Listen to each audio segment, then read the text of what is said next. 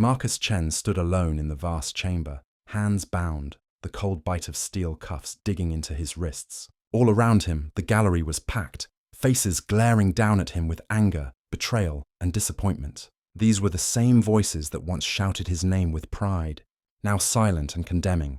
The hall itself was monumental, a monument to justice on Earth Station Alpha. Its transparent alloy walls opened into the abyss of space, and through them Earth hovered, blue and fragile, like a jewel just out of reach. Once that sight filled Marcus with duty, now it mocked him. Admiral Marcus Chen, the presiding magistrate called, her voice heavy and sharp. Judge Harrison, once a confidant, now she gazed at him as though he were already lost. You are charged with war crimes, reckless aggression, and the violation of accords binding us to our interstellar allies. Marcus didn't flinch. He had long ago mastered the art of stillness. But inside, the words cut deeper than chains. These people didn't understand why he had acted. They refused to see what he saw. The prosecutor, Director Walsh, rose with venom in his voice. Once, he had sought Marcus's guidance in military matters. Now he painted him as a butcher. Esteemed jurors, Walsh began. This man destroyed 3 surrendered Catherine vessels, annihilating over 2,000 lives in cold blood. Instead of protecting peace, he has endangered it. His actions drag humanity toward unnecessary war. Marcus nearly laughed. Peaceful Catherines? For years they had raided settlements, butchered families, stolen children, and burned cities to ash. He had struck them down not out of cruelty, but necessity. Yet now, stripped of context, his actions were called atrocities. His defender, Advocate Sarah Kim, fought hard. She showed evidence of colonists alive only because Marcus had acted decisively. She reminded the court that it was the Catherines who shattered treaties first. But Marcus could already read the truth in the jurors' eyes. This wasn't about law or justice. The Council of Earth needed peace. And to buy it, they needed a scapegoat. And Marcus Chen was perfect for the role. Too beloved by soldiers, too blunt for politicians, too successful at war. The trial dragged on for 3 days. Witnesses came forward, comrades spoke in his defense, but politicians thundered against him. In the end, the verdict was swift and merciless.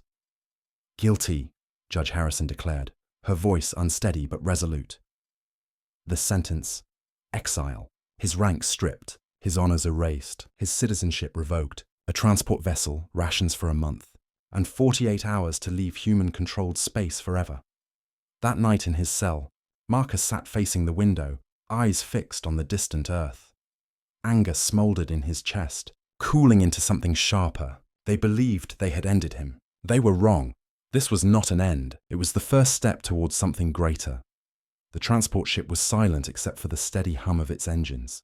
Marcus Chen sat alone in the cabin, staring at the crates of rations stacked neatly against the bulkhead. A month's worth of supplies. That was what the council valued his life at after decades of service.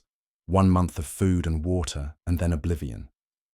Through the viewport stretched endless blackness. Stars glittered like ice, scattered across a canvas that seemed to mock his isolation. He was 50 years old, stripped of everything he had built, banished from the very civilization he had sworn to defend. Yet beneath the bitterness, a dangerous thought began to spark. What if exile wasn't death? What if it was freedom? The ship carried him beyond the last patrol lines, where no beacon marked human territory. The navigation computer pinged a final warning. He had crossed the border. Beyond this line, there would be no rescue, no authority, no law. He was no longer a citizen of Earth. He was something else now, an outcast. But Marcus was not the type to wither in isolation. Even in disgrace, his mind remained sharp, calculating, searching for opportunity. The galaxy was vast, and humanity was not its only inhabitant. Beyond the safe lanes of Earth's reach, countless worlds spun in darkness, harboring those whom the Council had forgotten or discarded. Refugees, pirates, smugglers, alien wanderers, people who, like him, had no place in the pristine order of the core systems. His first contact came weeks later, when a ragged freighter limped into his sensors. Its hull was cracked, its engines sputtering. Marcus debated ignoring it, yet instinct pushed him to act. Docking carefully, he boarded the vessel and found survivors. Half-human traders, half-alien mechanics, struggling to keep life support online. They eyed him with suspicion, but when he rerouted power and stabilized their failing systems, that suspicion shifted to respect. Word began to spread in whispers. A former human admiral wandered the frontier. Some feared him, others sought him out. One by one, ships in need of direction gravitated toward him. A former smuggler brought him intelligence. A disillusioned soldier defected with her crew. Even a band of alien mercenaries, once enemies in battle, swore loyalty after Marcus spared them when he could have left them to die. In each encounter, Marcus showed no mercy for betrayal, but fairness for loyalty. His fleet began to grow, not out of conquest, but survival and trust. It was not the polished navy of Earth, with gleaming ships and rigid hierarchies. His fleet was scarred, cobbled together from scavenged hulls and outlawed tech. But under his command, discipline returned. He drilled them with the precision of a man who had once commanded legions. The pirates who thought they could challenge him learned quickly that Marcus Chen tolerated chaos only until order could be forged from it. 5 years passed in the shadows of forgotten systems. From a disgraced admiral cast into exile, Marcus became something else, a leader of the Forsaken. 47 ships now answered to his signal, not just vessels of war, but families, colonies, and entire crews who called him commander. On the bridge of his flagship, the Retribution, Marcus stood as he once had in his youth, shoulders square, gaze sharp. The man Earth had discarded had built something stronger than they had ever dared imagine. His people no longer called him admiral.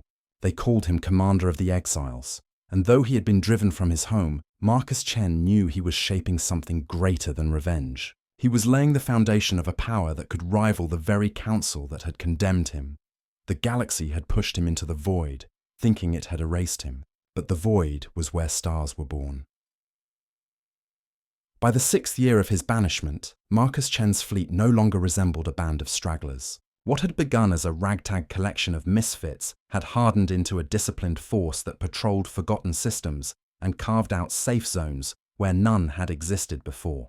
His people were no longer merely surviving, they were building. The Retribution, his flagship, became a moving city. Its hangars held markets where humans and aliens traded side by side. Children ran through its corridors, growing up under the shadow of a man they would one day call a legend. Every ship in the fleet carried scars of its past life, yet under Marcus's leadership, those scars became symbols of resilience. But not everyone welcomed his rise. The frontier was ruled by predators, pirate lords, warbands, and syndicates that thrived on fear. To them, Marcus was a threat, a figure who dared impose order where chaos had long reigned. The first true test came at the asteroid belt of Vera 9. A notorious pirate clan had seized control of the mining colonies there, extorting settlers and enslaving workers. Marcus received a desperate plea from survivors hiding in the tunnels. "Commander," his officers said, "we don't have the numbers. Their fleet outguns ours 3-1. Marcus studied the star maps, tracing patterns across the projected field. Calmly, he replied, "They rely on fear, not discipline. That is their weakness. And fear breaks quickly when fire meets steel." When the battle came, it unfolded like a storm. The pirates hurled themselves forward with reckless abandon, but Marcus had positioned his ships with surgical precision. He funneled the enemy into narrow kill zones, striking with devastating crossfire. Fighters swarmed like hornets from hidden launch bays, crippling engines and scattering formations. Within hours, the pirate fleet collapsed. Their flagship, once a symbol of terror, burned against the black sky. The enslaved miners cheered as Marcus's fleet liberated them. For the first time, outsiders began to see him not as a fugitive, but as a protector. Whispers spread faster than light. Colonies whispered of a white-haired commander who defied the chaos of the void. Some called him a tyrant in the making, others named him a savior. The truth didn't matter. What mattered was that his legend was growing. After the victory at Vera 9, Marcus gathered his officers in the strategy hall of the Retribution. The room was lit by holographic stars, the galaxies spinning in silent grandeur. He looked at the faces of men and women who had once been smugglers, deserters, and mercenaries. Now they were his lieutenants. "We are no longer exiles," Marcus said, his voice low but steady. "We are a people, and people without a home must carve one from the stars." Silence followed, heavy with the weight of his words. Then, one by one, they nodded. From that moment, Marcus's fleet was no longer just surviving the exile. They were marching toward destiny. And destiny would not wait quietly in the dark. In the years that followed the victory at Vera 9, Marcus Chen's reputation spread far beyond the barren systems of the frontier. To settlers and outcasts, his fleet became a lifeline. To raiders and warlords, it became a shadow looming ever closer. And to the Council of Earth, which had once cast him aside, Marcus Chen's name returned to their chambers as a ghost they could not banish. But Marcus was not content with mere survival or scattered victories. The fleet needed more than battles to define it. It needed roots. It needed purpose. He chose Epsilon Eridani, a fractured system on the edge of human charts, as the place to begin. Once a thriving mining hub, Epsilon had been abandoned after alien raiders stripped its colonies bare.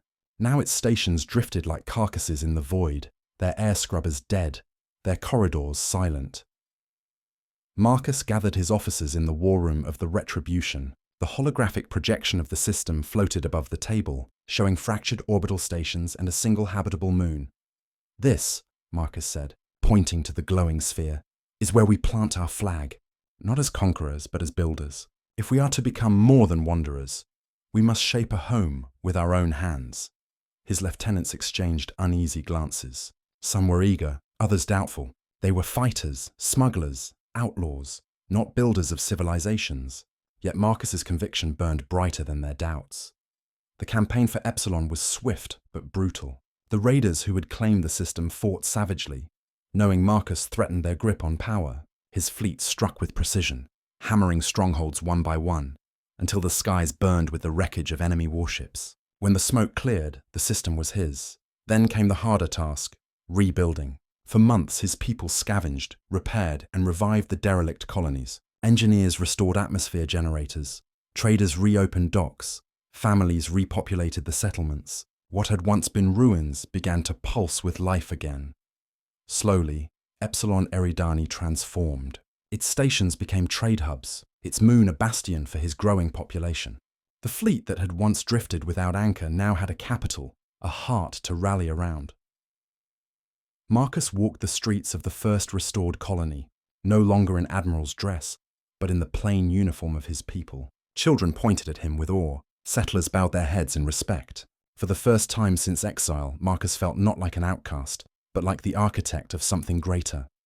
The Council of Earth dismissed the news at first. A minor outpost in a forgotten sector, they said. But Marcus understood the truth. Empires were not born in the light of power, but in the shadows where no one paid attention, until it was too late. In the silence of his quarters, Marcus stared at the stars outside his window. His white hair glowed faintly in the light of the moon. "They thought they buried me," he whispered. "But they only gave me soil to grow." Epsilon was no longer just a refuge. It was the seed of a new order. Epsilon Eridani flourished under Marcus Chen's rule. What began as a scattered fleet of outcasts now resembled the foundation of a nation. Trade flowed where none had before.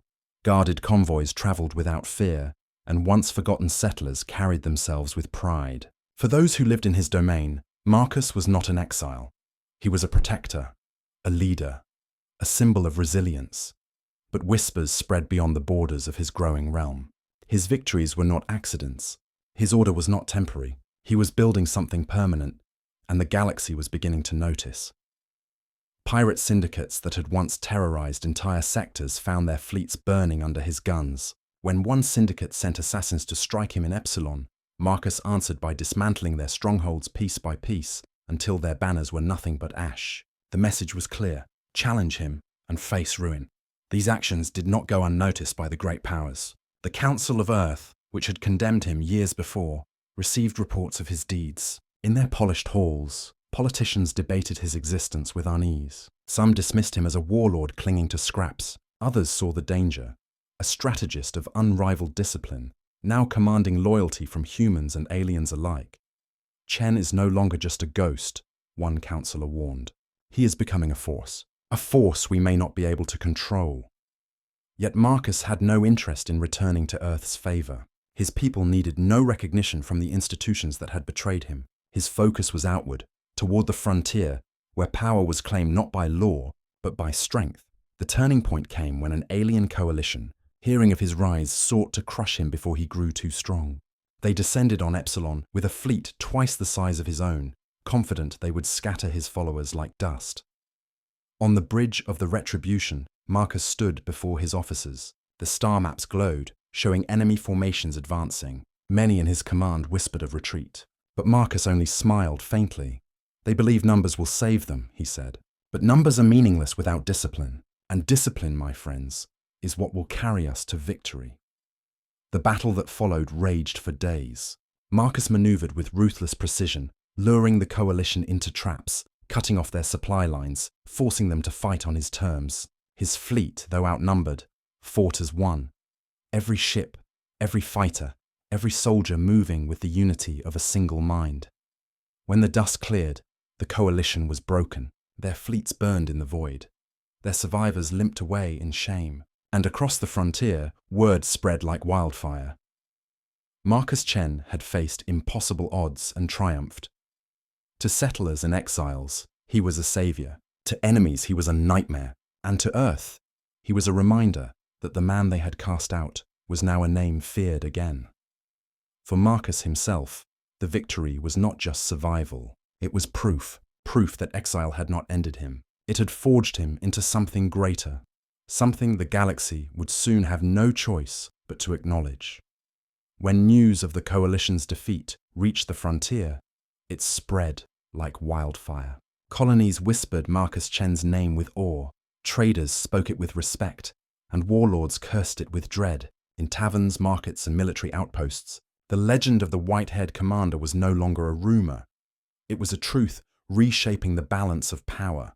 But the Council of Earth could no longer ignore what they had once dismissed. Reports piled onto their desks, fleets swearing allegiance to Chen, outposts thriving under his rule, alien factions submitting rather than resisting. To some in the council chambers, he was a stabilizing force where chaos had once reigned. To others, he was the spark of an empire that could one day rival their own. Arguments grew heated. One faction demanded negotiations, claiming Chen's rise could be harnessed to strengthen humanity's reach. Another faction insisted he was a cancer that must be cut out before it spread too far. Yet Marcus remained silent to all envoys. When the council sent discreet messengers offering pardon in exchange for loyalty, he sent them back with a single reply. I already have a people. I already have a nation. Inside the walls of Epsilon, Marcus continued to build. The once ruined stations now hummed with industry. Shipyards birthed new vessels, forged not from stolen scraps, but from raw material mined and refined under his command. Schools opened, teaching children not only survival but pride in their heritage as exiles. What had begun as a wandering fleet was becoming a society, one that looked to Marcus not just as a commander, but as their sovereign. Still, Marcus knew that shadows were lengthening. Earth's eyes were upon him, and whispers of his name reached even alien empires that had never cared about the frontier before. His rise had upset a delicate balance. To the powerful, balance meant control, and Marcus Chen was proof that control could be broken. He convened his lieutenants in the Great Hall of the Retribution. Around the holographic table stood humans and aliens alike, once enemies, now brothers and sisters in arms. Marcus looked at each of them in turn, his silver hair gleaming under the dim light, his presence commanding silence. We stand at the edge of history, he told them. They will call us rebels, they will call us criminals, but they will not call us weak. The frontier is no longer a place of exile, it is a birthplace, and from here we will decide the fate of empires. Those words ignited something deeper than loyalty. For his people, exile was no longer a shameful mark, it was a badge of identity. They were no longer cast-offs from Earth. They were pioneers of a new age, but even as cheers rose in the hall, Marcus knew war was inevitable. The council could not permit his empire to grow unchecked. Somewhere, in the quiet corridors of Earth stations, plans were already forming. And when those plans came, Marcus Chen was ready. For the man they had thrown into the void had returned not as a broken admiral, but as the architect of a power that could no longer be ignored. The shattered remnants of the coalition limped back into the void, their banners tattered, their pride broken. But for Marcus Chen, the war was not just another victory. It was the moment his people realized they were no longer a scattered fleet. They were something far greater. In the weeks that followed, Epsilon Eridani thrived like never before. Merchants arrived in droves, eager to trade under his protection. Refugees poured into his territory, no longer seeing him as an outlaw, but as the guardian of a new frontier. Entire families pledged loyalty, offering their labor and skills in exchange for safety and purpose. What had once been whispers now became proclamations. Marcus Chen was not merely a commander, he was the founder of a nation. His image spread across the outer colonies, etched into murals, carried in stories, repeated around campfires and marketplaces. To some, he was a liberator, to others, a conqueror in the making. But no one could deny the truth. His name was spoken across the stars once more. Marcus, however, did not bask in praise. He spent his days at the helm of the Retribution, overseeing shipyard expansions, training regiments, and the construction of a new council chamber on Epsilon's moon. His fleet was no longer just soldiers. It was farmers, builders, teachers, and scientists. Civilization was taking shape under his command. Yet Marcus knew well the cycle of history. When a power rises, so too does opposition. Earth's council grew restless, sending spies to infiltrate his ranks. Alien empires, wary of his growth, debated alliances to counter him. But Marcus had anticipated this from the beginning. His strategy was not simply military, it was cultural.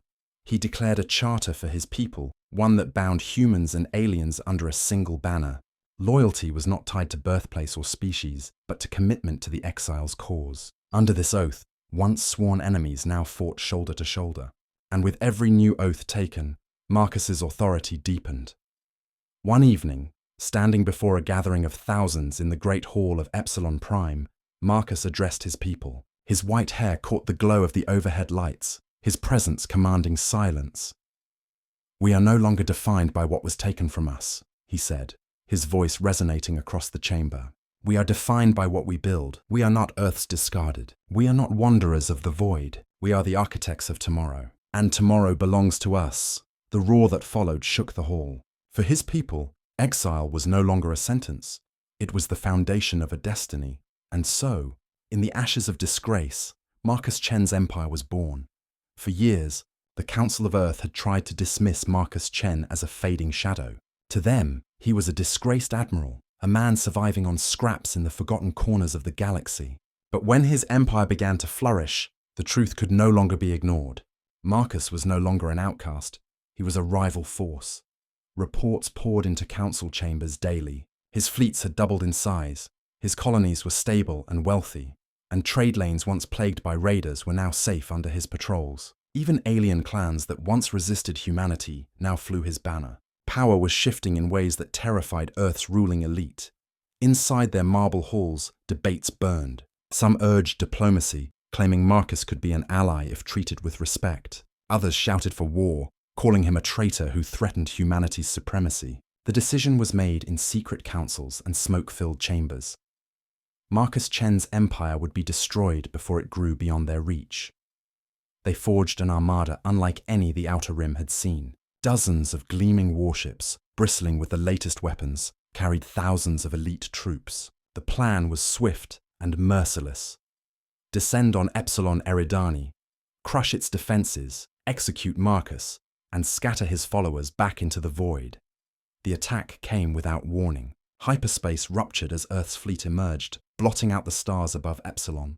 Sirens wailed across settlements, civilians flooding into shelters as shadows of battleships covered the moon below. The Council had come to erase Marcus Chen with fire, but Marcus was prepared.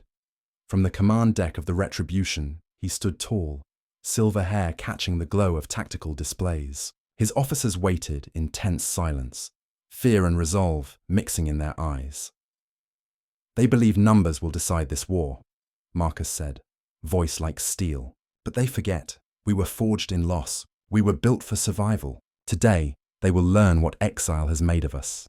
At his command, hidden docks opened and ships roared into the void. Fighters swarmed, frigates struck from ambush, and planetary defenses lit the darkness with fire. The exile fleet, smaller in number but sharper in will, fought like predators unchained. Earth's armada advanced with polished precision, but Marcus knew their playbook. He had written it years ago. Every maneuver, every formation he countered before it unfolded. What Earth saw as overwhelming power, Marcus turned into a weakness, baiting them into traps, stretching their lines thin, and striking with merciless precision. For 3 days, the battle raged. Wreckage rained from orbit. Seas boiled under bombardments. and the night skies of Epsilon burned red. Yet when the storm cleared, it was not Earth's banners that flew in victory. The once proud armada limped back into hyperspace, shattered and humiliated. The Council had underestimated the man they had cast. Aside, Marcus Chen had done the impossible. He had faced the full might of Earth and triumphed. The Council's crushing defeat at Epsilon sent shockwaves across the galaxy. For the first time in living memory, Earth's might had been challenged and broken by one of its own. Colonies that once bent the knee now whispered of independence, looking to Marcus Chen as proof that liberation was possible. The legend of the silver-haired exile was no longer confined to the frontier. It echoed through Earth's very halls. On Epsilon Eridani, the ruins of war became the seed of a new civilization. Shipyards expanded into sprawling complexes, producing fleets of ambition rather than desperation. Scientists, once scattered wanderers, unified under Chen's patronage, creating breakthroughs in medicine, energy, and navigation. Children born after exile now pledged allegiance not to Earth but to the new charter, the oath that bound humans and aliens under one banner. Marcus faced each dawn with burdens. Delegations arrived daily, some offering allegiance, others begging for protection. He ruled not through fear but through trust. Trust forged in survival and victories that no propaganda could erase. Yet Earth would not remain humbled. In secret chambers, revenge took root. Propaganda branded Marcus a tyrant. Spies whispered doubts. Mercenary fleets struck his trade lines. But Marcus countered each blow with precision. Patrols destroyed raiders. Open assemblies crushed rumors. And prosperity itself proved a stronger weapon than lies. He understood now. This was not just a war of fleets, but of ideas. Earth ruled through fear. He inspired through unity. Years passed, and his empire spread across dozens of systems. No longer exiles, his people became a thriving force, respected even by alien powers that once despised humanity. His banner, a star rising from exile's darkness, flew proudly over colonies long lost to chaos. Then came the inevitable. Earth, terrified, forged a massive coalition with fearful alien states. They branded Marcus the Butcher of the Rim and sent an armada greater than any in centuries to destroy him. But the exiles did not falter. On the eve of war, Marcus walked among them, not as an untouchable sovereign, but as one of their own. He shook the hands of engineers, sat with soldiers, and spoke to families who had fled tyranny. Everywhere, devotion replaced fear. At last, on the bridge of the retribution, he stood before his council. His hair was now fully silver, his face lined with war and time, yet his bearing remained unbroken. His words became the exile's declaration. They come with fire because they fear what we have built. But they do not understand. Empires fall when they rule by chains. Nations endure when they are built by choice. We are not their subjects. We are not their outcasts. We are the future, and the future cannot be destroyed. The coalition descended like a tidal wave, blotting out the stars. Marcus met them with fury and precision. The battle was not a clash but a reckoning. Outnumbered, his people fought with the desperation of survival and the brilliance of a leader who knew his enemy better than they knew themselves. Weeks of fire shook the skies. When the dust cleared, it was not Earth's banners in orbit, but the scarred and unbroken flag of the exiles, flying higher than ever. The Council's grip collapsed. Colonies once loyal declared independence. Alien powers acknowledged Marcus's rule, and his empire became more than survival. It became destiny. Thus, the exile, once chained and cast into the void, ended not as a man seeking redemption, but as the architect of a future no council could erase. Marcus Chen, the white-haired commander, founder of the exiles, the man who defied Earth and reshaped the stars,